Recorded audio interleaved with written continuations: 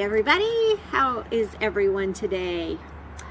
Today's video is about our RV living and our changes over the past 5 years, going from what we felt in year 1 to here we are in year 5 of living in our RV. Just starting year 5. Yeah, well, having the RV. Yeah, having the RV, but it's big changes from the way our thinking was in the beginning to today.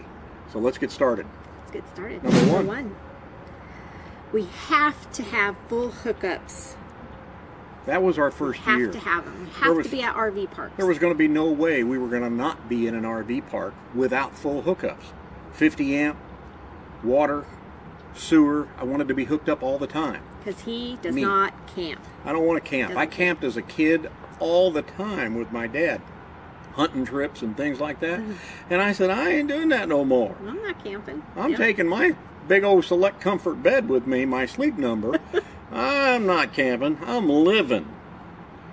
And he realized that living is better for us, our choice, when we're not connected and we're out in the boonies, boondocking. Living is better being away from everything and everyone. Yep. No offense. When we first started, it was like boondocking. We're never going to do that. We're never going to be out with no services at all.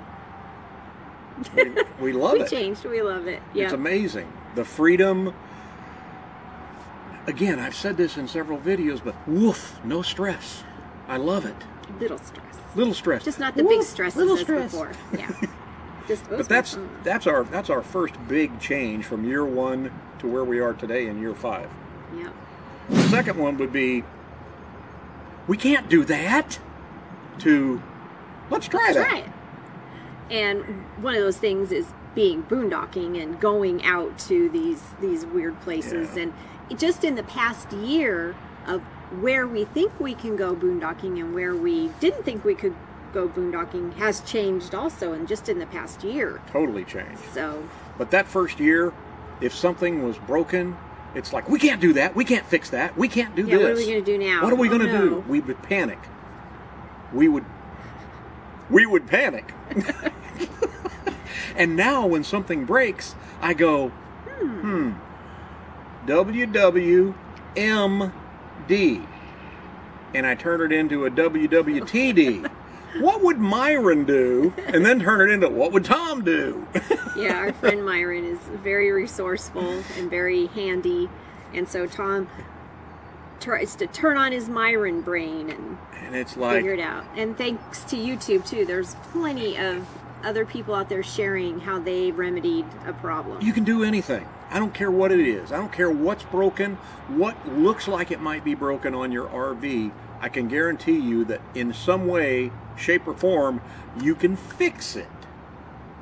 If not, you can at least patch it to where it gets you to where you can get someone to get it fixed. It's just not that hard anymore. And boy, in the beginning, I was like, we can't do that.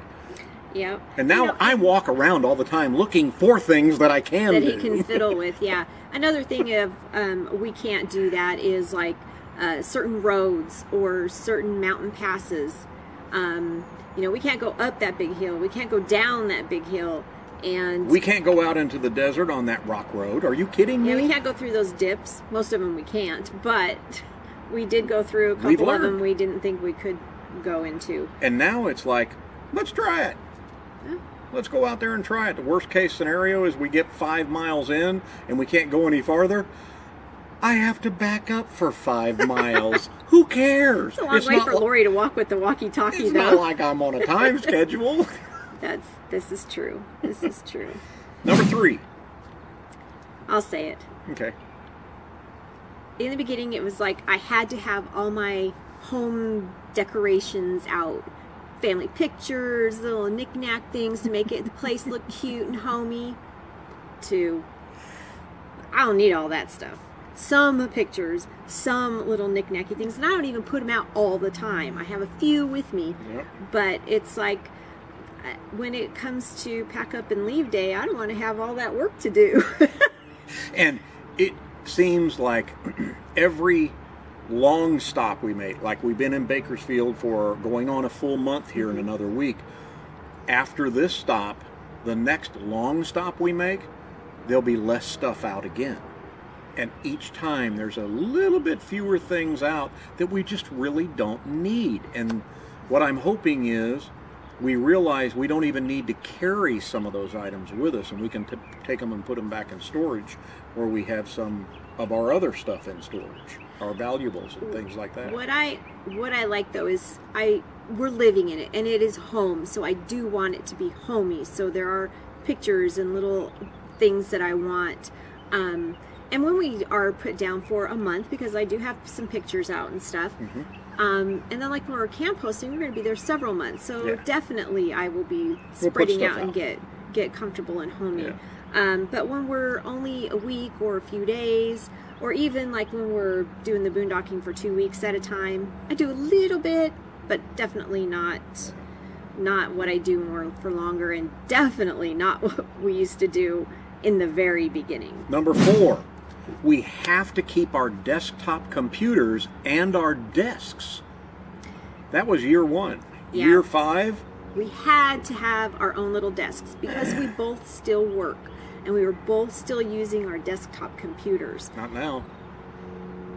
Ever since last year and the boondocking, primarily trying to do that. You need less energy on a laptop than you do on a desktop, and we finally realized that. And then we realized, well, we don't even need these desks. She can sit at the kitchen table, and that is a great workspace for her because it gives her more room than the desk did. And I've got a laptop, what do you call it?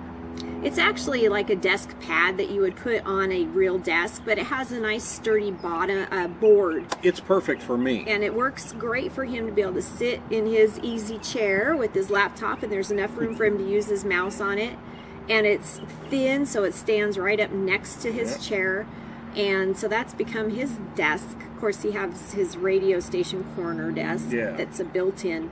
But we're even thinking about getting rid of our second little desk and desktop. We still have one desktop computer left, and it hasn't been on for probably 4 months now. We haven't had it on at all.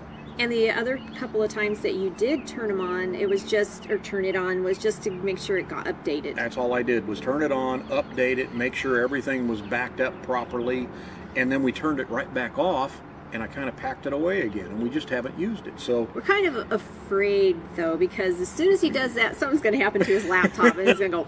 And he does a lot of work on his laptop. And it's nice to just have that chucked back there.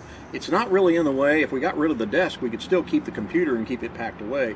And that way, if something were to happen to my laptop, instantly I've got something else to go to because I have everything mirrored on an external drive that I could just put on there and access everything. Yeah, we have several external hard drives that back up our computers and stuff. So always back up, always, and don't do it monthly.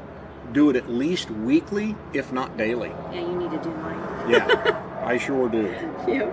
Number 5. I'll let you handle this. Okay. First year. And this is you see this on Facebook groups all the time. Do you have to have a washer and dryer? At the beginning we said, yes, we absolutely have to have a washer and dryer. That's a no-brainer. We absolutely have to. And then as I started using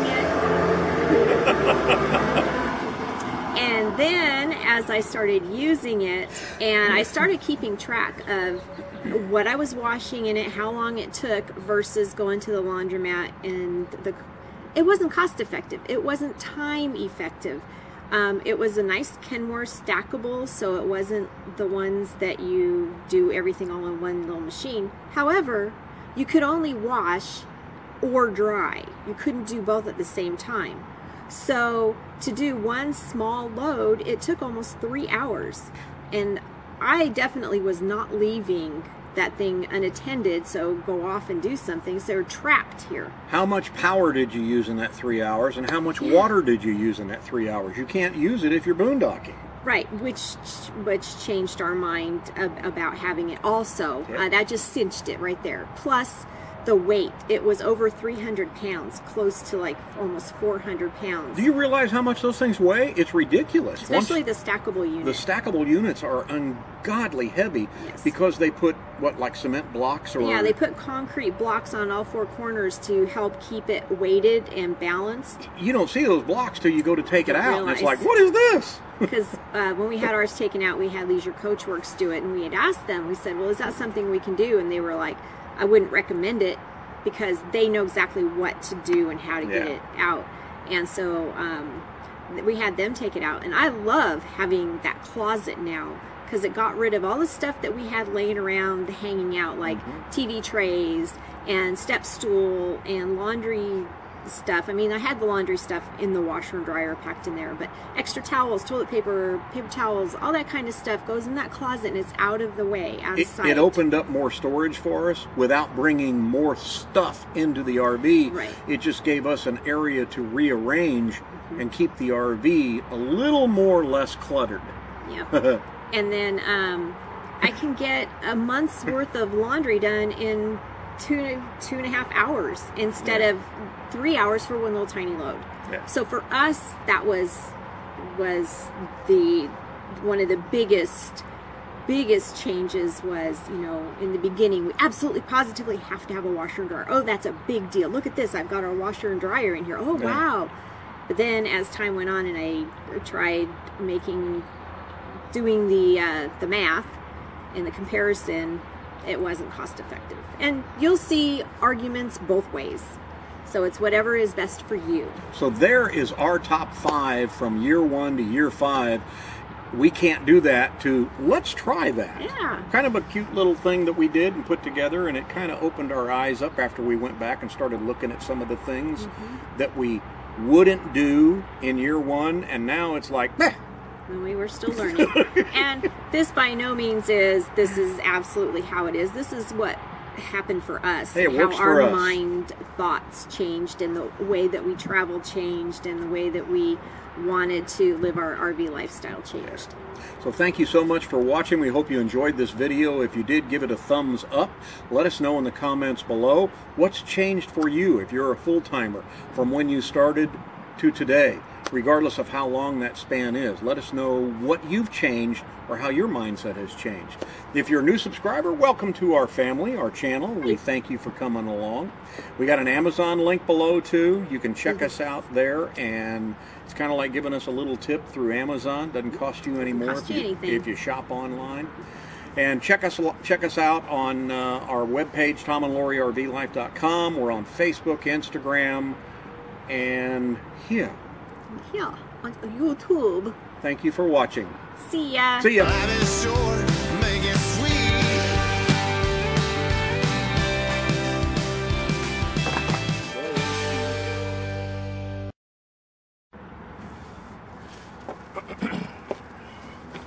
Okay. Is it crooked? Is it leaning that way? I don't know. Tell me when. There we go. I think that's good.